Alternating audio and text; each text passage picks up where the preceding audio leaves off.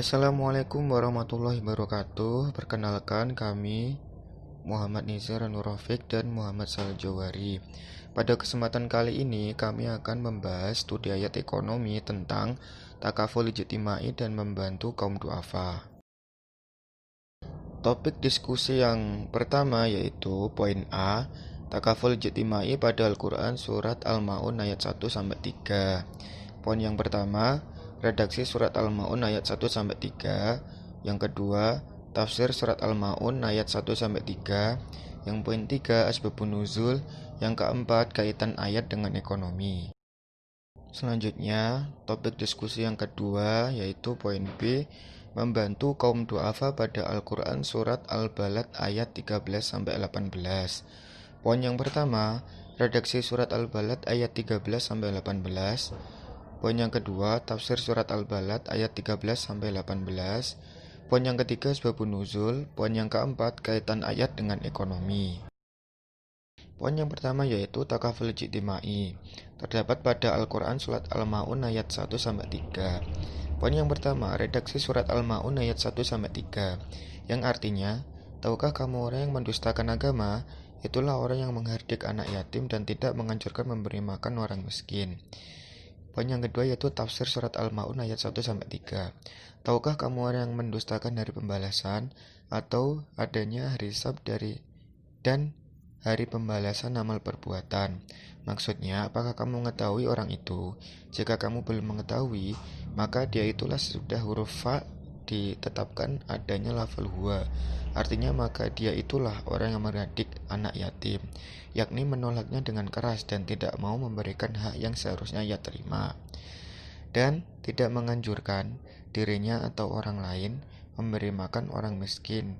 Ayat ini diturunkan berkenaan dengan orang yang bersikap demikian, yaitu Al-As bin Wa'il atau Walid bin Muhiro. Selanjutnya yaitu asbabun nuzul, bermula dari kisah yang diriwayatkan oleh Ibnu Munzir. Pada waktu itu orang-orang munafik gemar memperlihatkan ibadah mereka di hadapan orang lain. Mereka melakukan itu agar dianggap sebagai muslim yang taat. Namun sejatinya mereka penuh dengan kepalsuan belaka. Di samping itu juga orang-orang munafik enggan mengulurkan bantuan kepada orang miskin dan anak yatim. Maka lewat surat Al-Ma'un, Allah Subhanahu wa Ta'ala mengingatkan kepada umat Islam tentang perilaku orang munafik yang beragama dengan kepalsuan. Secara tegas, seperti yang dikutip laman Duta Islam ayat pertama, surat Al-Ma'un menjelaskan perilaku mereka dengan bentuk kalimat tanya. Tahukah kamu orang yang berbuat dusta terhadap agama? Kalimat tanya pada ayat pertama surat Al-Ma'un mengingatkan kalau apa yang ditanyakan menjadi perhatian yang serius. Dalam kehidupan sehari-hari, kita sering melontarkan pertanyaan di awal percakapan, agar orang yang diajak bicara memperhatikan dengan sesama. Jadi, pertanyaan dalam ayat pertama surat Al-Ma'un itu sebagai pemantik dan stimulus untuk merangsang hati dan pikiran mitra bicara. Pada kondisi seperti ini, lawan bicara dapat fokus terhadap apa yang disampaikan, sehingga semuanya bisa merasuk ke dalam jiwa dan pikirannya.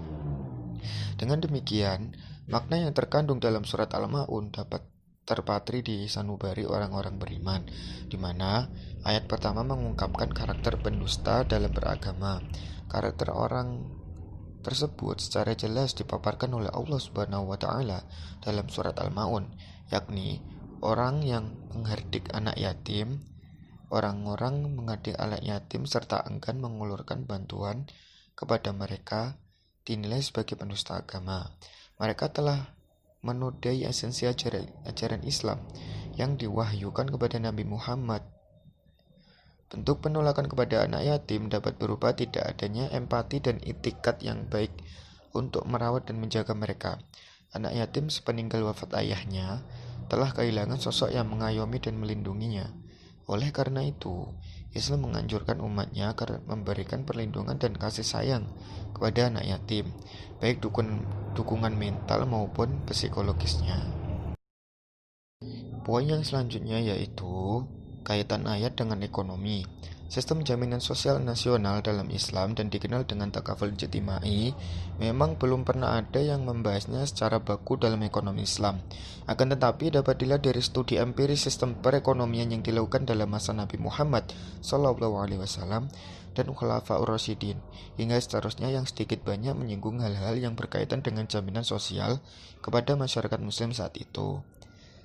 Istilah takaful ijtimai dewasa ini berarti jaminan sosial atau asuransi sosial.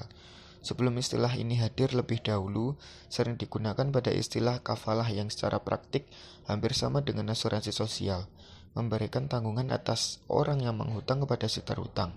Dan ini merupakan akad tabarruk yang lazim, hingga di kemudian hari akad ini menjadi akad iwadah dikarenakan hutang yang ditanggung tidak lagi dengan jumlah yang kecil, sehingga mewajibkan ada jasa yang dibayar. Dari sinilah awal mula produk takaful atau asuransi syariah bermula, dengan mengumpulkan dana tabarruk yang diambil dari setiap anggota dan dapat diklaim bagi mereka yang terkena musibah. Adapun takaful ijtimai dalam lingkup bentuk bantuannya dibagi menjadi dua bentuk, yaitu takaful maudi berupa bantuan dana kepada orang miskin minimal dapat memenuhi kebutuhan layak hidup atau KLH. Yang selanjutnya takaful maknawi berupa bantuan moral atau emosional baik berupa nasihat, persahabatan, pendidikan, simpati, kasih sayang, dan lain-lain. Poin selanjutnya yaitu poin B, membantu kaum du'afa pada Al-Quran Surat Al-Balad ayat 13-18. Yang pertama, redaksi Surat Al-Balad ayat 13-18. Artinya, yaitu melepaskan budak dari perbudakan atau memberi makan pada hari kelaparan kepada anak yatim yang ada hubungan kerabat atau kepada orang miskin yang sangat fakir, dan dia tidak pula termasuk orang-orang yang beriman dan saling berpesan untuk bersabar dan saling berpesan untuk berkasih sayang. Mereka orang-orang yang beriman dan saling berpesan itu adalah golongan kanan. Selanjutnya, tafsir surat Al-Balad ayat 13-18. Melepaskan budak dari perbudakan yaitu dengan cara memerdekakannya atau memberi makan pada hari kelaparan, yakni sewaktu terjadi bencana kelaparan, kepada anak yatim yang ada hubungannya kerabat atau famili, atau orang miskin yang sangat fakir, artinya karena amat miskinnya hanya beralaskan tanah. Menurut suatu qiraat, kedua fiil tersebut diganti menjadi dua masdar, yang kedua-duanya dirofakkan. Yang pertama dimudhofkan kepada lafal rohobatin, sedangkan yang kedua ditanwinkan. Maka sebelum lafal al-aqobah diperkirakan adanya lafal ihtiham. Qiraat ini merupakan penjelasan dari makna ayat-ayat tersebut. Kemudian dia adalah lafal ayat ini diatofkan kepada lafal ikhtahama, dan lafal summa menunjukkan makna urutan penyebutan atau tartibut dzikir. Artinya, dia sewaktu menempuh jalan yang sulit itu termasuk orang-orang yang beriman dan saling berpesan, yakni sebagai di antara mereka berpesan kepada sebagian yang lain untuk bersabar di dalam menjalankan amal ketaatan dan menjauhi perbuatan kemaksiatan, dan saling berpesan untuk berkasih sayang terhadap semua makhluk. Mereka, yaitu orang-orang yang memiliki sifat-sifat demikian, itu adalah golongan kanan. Poin yang ketiga yaitu asbabun nuzul. Surat ini turun berkenaan dengan pertanyaan tentang kota Mekah dan kodrat manusia. Surat ini mengandung isyarat tentang kedudukan mulia kota Mekah dan sekaligus menjelaskan bahwa manusia diciptakan dengan kodrat serta potensi menghadapi serba kesulitan sejak ia dilahirkan hingga sampai ke liang lahat. Dan kenyataan tersebut mengharuskannya selalu siap berjuang menghadapi berbagai tantangan. Poin yang keempat tentang kaitan ayat dengan ekonomi. Menurut Farid Wajdi, sebagaimana yang dikutip di bukunya Yusuf Al-Qaradawi, bahwa di bangsa manapun hanya ada dua golongan manusia dan tidak ada ketiganya, yakni golongan yang berkecukupan dan golongan yang melarat. Jika merujuk pada sejarah dakwah para nabi, bahwa ada dua misi utama yang menjadi tujuan, yaitu penguatan tauhid dan membangun keperpihakan kepada kaum du'afa.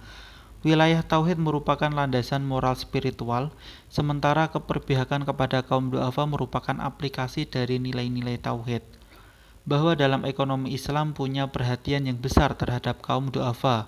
Hal ini dapat dilihat dari berbagai regulasi yang berkaitan dengan pengeluaran harta. Di antara contohnya adalah sebagaimana berikut. Yang pertama, kewajiban zakat.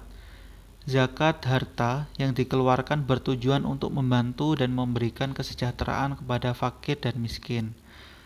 Yang kedua adalah infak dan sedekah di luar zakat, bahwa anjuran untuk berbagi dengan berinfak dan bersedekah juga berfungsi untuk meringankan kesulitan orang miskin, membantu orang fakir, para kerabat, ibnu sabil maupun anak yatim.